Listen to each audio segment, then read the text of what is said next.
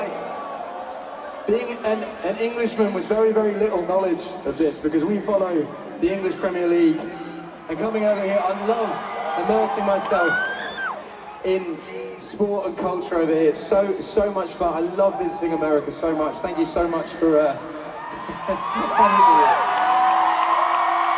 So I want to tell you a story. So I moved to London at 17, and I started gigging. As I said, I wrote the A-Team at 18, and I played solidly throughout that whole time. And then I made the album Plus while I was doing that, and then Plus came out, and then I toured Plus solidly for 2.5 years.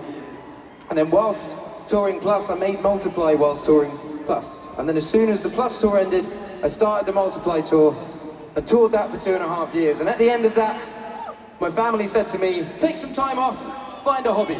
And so I took some time off and realized that I have no hobbies. None. Zero. No hobbies. My hobby is standing on stage and playing, and if I'm not standing on stage and playing, I'm in the studio. And if I'm not in the studio, I'm on stage, and if I'm not on stage, you get the point. But in my time off, I found that like just writing for my album can kind of get a bit cloudy in your head, because you don't know what songs are good after a while, because you're just writing and writing and writing.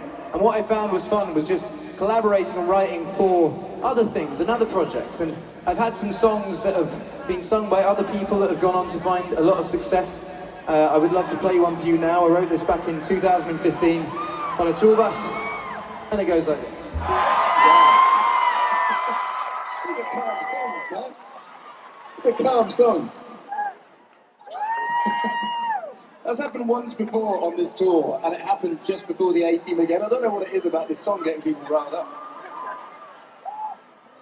So anyway, 6 months after I first wrote this song, people started paying a bit more attention to it.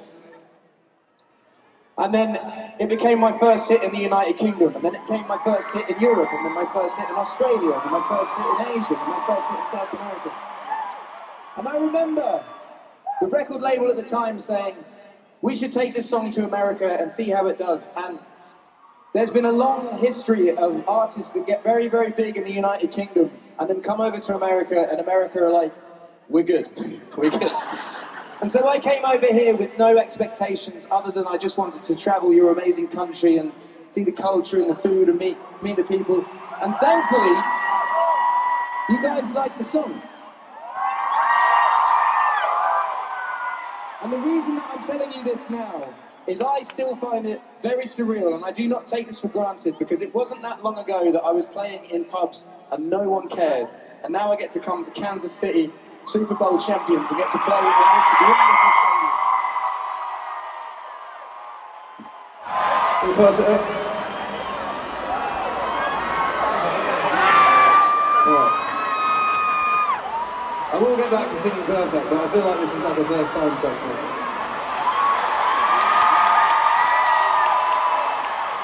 What do you think? What do you think?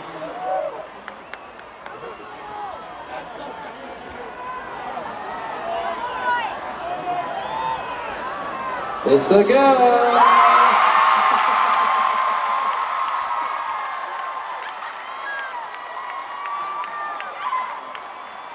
Can I just say, as a father of 2 daughters, it's very awesome. It's very awesome. Congratulations.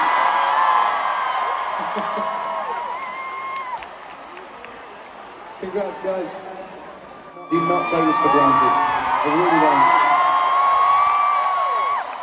I come from a very, very small farming town in England, and just the fact I get to stand on this stage in Kansas City in the United States of America, the Super Bowl champions of... It's very cool. And I want to say, I know that a lot of people here aren't from Kansas City and have travelled, and they've got planes, and they've got trains, and they've got cars and hotels. And you could be doing anything in the world right now on a Saturday night, and you have chosen to spend your Saturday night with me here for this gig, so thank you so much. I really do appreciate it. And I hope you've enjoyed yourselves.